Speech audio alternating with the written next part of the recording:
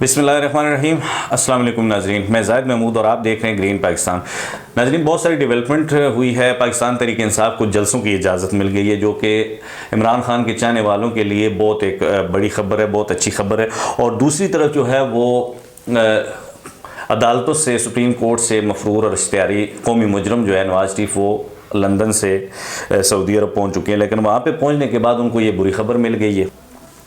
اب supreme court اور parliament کے اندر پریکٹس اینڈ پروسیجر کو لے کر ایک تھوڑی سی کھنچا تانی ہے کہ سپریم کورٹ یہ چاہ رہی ہے یا اس کے ججز چاہ رہے ہیں کہ پارلیمنٹ جو ہے وہ اپنے اختیارات جو ہیں وہ اپنے تک محدود رکھے, سپریم کورٹ کے معاملات میں مداخلت نہ کرے. جبکہ پارلیمنٹ قانون سازی کا ایک یعنی یوں سمجھ لیں سہارا لے کے تو سپریم کورٹ کے معاملات میں مداخلت کی کوشش کر رہی ہے. تو اس میں جو سب سے دلچسپ چیز یہ ہے کہ نواز شریف نائل ہوئے تھے 62(1)(f) کے تحت, جو کہ نائل تھی تاعیات. اور اس میں ایک اور چیز تھی کہ اس فیصلے کے خلاف کوئی بھی جو مجرم ہے جو نائل ایک دفعہ ہو جائے تو وہ اپیل میں نہیں جا سکتا. لیکن اب جو اس میں تھوڑی سی ترمیم ہوئی ہے یا امینڈمنٹ ہوئی ہے تو اس میں 5 سال کر دیا گیا ہے. تو جو پرانے جتنے بھی لوگ متاثر ہیں اس میں جہانگیر ترین بھی ہے اور نواز شریف بھی ہے, یہ دونوں تاعیات نائل ہیں, تو وہ اپیل میں جا سکتے ہیں کہ جی ہمیں تو پرانے قانون کے تحت ڈیل کیا گیا تھا. تو یہ اب الیکشن کمیشن اور ریٹرننگ آفیسر کے خلاف جو ہے وہ سپریم کورٹ میں جا سکتے ہیں. تو بہرحال آگے جو ہے وہ سپریم کورٹ ان کو کس طرح ڈیل کرتا ہے, الیکشن کمیشن میں بھی جا سکتے ہیں اور الیکشن کمیشن ان کو نئے قانون کے تحت ہی ڈیل کرے گا. یہ بڑی ایک زبردست ڈیولپمنٹ ہے. لیکن دوسری طرف جو پاکستان تحریک انصاف کو جلسوں کی اجازت ملی ہے, یہ بہت بڑی خبر ہے. اب جو پی ٹی ایم کے حلقوں میں ہے وہ ہلچل مچی ہوئی ہے, ایک پریشان کن سی صورتحال ہے. کیونکہ پی ڈی ایم یا نون لیگ یا ان کے قائدین یا ان کے ووٹر سپورٹر وہ سمجھ رہے تھے کہ شاید سب کچھ ٹھیک ہے, ملیاں میٹ ہو چکی ہے پاکستان تحریک انصاف, تو اب ہمارے لیے میدان کھلا ہے, ہم جدھر مرضی دوڑ بھاگ سکتے ہیں. لیکن یہ ایک قسم کا چمتکار ہوا ہے کہ پاکستان تحریک انصاف کو جلسوں کی اجازت مل گئی پورے ملک کے اندر. اور ساتھ ایک اور چیز میں آپ کو بتاتا چلوں, آپ نے دیکھا ہوگا ریکارڈ پہ چیزیں 2 جلسیاں کر چکی ہے نون لیگ, جہاں پہ وہ شادرہ والا مشہور جلسہ, وہاں پہ بعد میں کو میرا خیال ہے 2-3 دن بجلی اور پانی بند کیا گیا کیونکہ وہ لوگ جلسے میں نہیں آئے. اور اس کے بعد ایک ولیمہ ٹائپ ایونٹ کیا گیا جس میں یعنی کھانے کا مینیو دیا گیا. اور اس کے علاوہ پنجاب کی کسی اضلاع سے وہ بھی چیز ریکارڈ پہ ہے کہ جو بندہ اس قومی مجرم کے استقبال کے لیے جو عدالتوں سے ڈکلیئر ہے, یہ کسی کی ذاتی رائے نہیں ہے, ملک کی سب سے بڑی عدالت نے اسے مفرور, اشتہاری اور نائل قرار دیا قومی مجرم.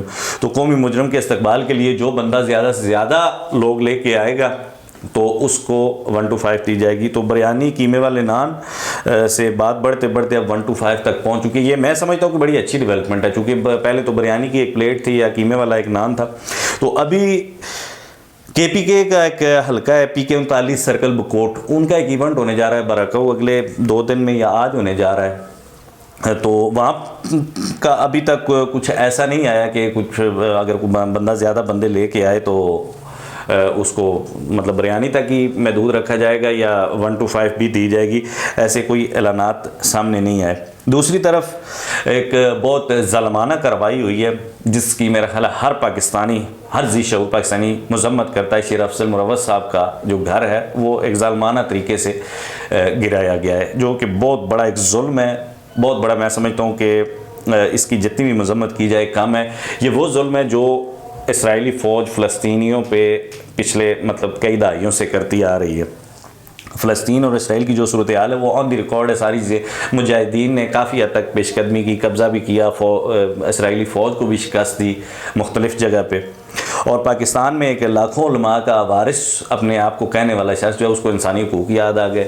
تو میں ان کے ماننے والوں سے ایک چیز ان کے گوش گزار کرتا چلوں کہ بالکل اسلام میں اسی طرح ہے کہ آپ نہتے لوگوں کو نہیں مار سکتے. یعنی آپ ایک فوجی جو لڑنے والا ہے, جو ہتھیار ڈال دے, اس کو بھی آپ نہیں مار سکتے.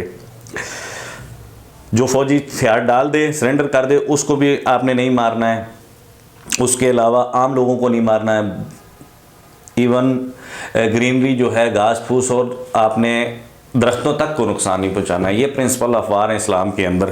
لیکن میں اس لاکھوں علماء کے جو وارث ہیں ان کے ماننے والوں کو یہ بتا دوں کہ اسرائیل جو ہے, یہودی جو ہے, ان کا پیدا ہونے والے بچے سے لے کر 70 سال کے بوڑھے یا 80 سال کے بوڑھے تک یہ سب فوجی ہیں اور مسلح فوجی ہیں، تو ان کو مارنا کوئی جو ہے وہ کوئی انسانی حقوق میں نہیں آتا، کیونکہ فلسطین کی جب مائیں بہنیں ان کے سامنے ان کے بچے مارے گئے، کئیوں کے سواگ مارے گئے، کئیوں کے بھائی مارے گئے، اور ان کی عزتیں تار تار کی گئیں، اور پچھلی کئی دہائیوں سے یہ کچھ چل رہا ہے، تو انسانی حقوق آپ کو نہیں یاد ہے؟ یہ انسانی حقوق کی بات نہیں ہے، یہ آپ کو اپنے جو آقا ہیں ان کے حقوق یاد آ گئے۔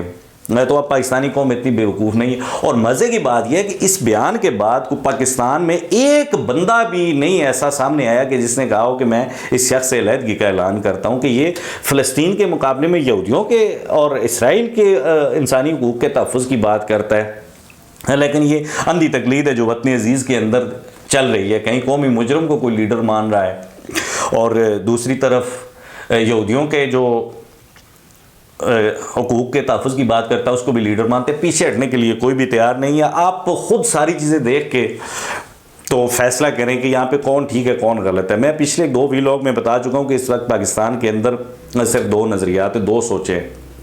جس طرح کسی بزرگ نے، کوئی بزرگ تھے، انہوں نے فرمایا تھا کہ کربلا کے بعد جو ہے وہ 2 ہی فکر رہ گئی ہیں، یا 2 فرقے رہ گئے، ایک حسینی ہے ایک یزیدی ہے۔ تو اس وقت پاکستان میں بھی میں سوچ اور نظریے کی بات کر رہا ہوں، فتووں کی زد میں کہیں نہ آ جاؤں۔ بہرحال اس وقت پاکستان کی صورتحال بھی یہی ہے کہ یا عمران خان یا اینٹی عمران خان، تیسری کوئی سوچ ہے نہیں۔ تو ظالم اپنا کام کر رہے ہیں، لیکن عمران خان کے ساتھ جو لوگ کھڑے ہیں وہ کھڑے ہیں، اللہ تعالیٰ ان کو استقامت دے۔ اور جو دوسری طرف اپنے نظریے پہ کھڑے ہیں، اگر وہ سمجھتے ہیں کہ ہم پاکستان کے لیے بہتر کرنے والوں کا ساتھ دے رہے ہیں، تو اللہ تعالیٰ ان کو بھی استقامت دے۔ اپنا بہت سارا خیال رکھیے گا، دیکھتے رہیے گرین پاکستان۔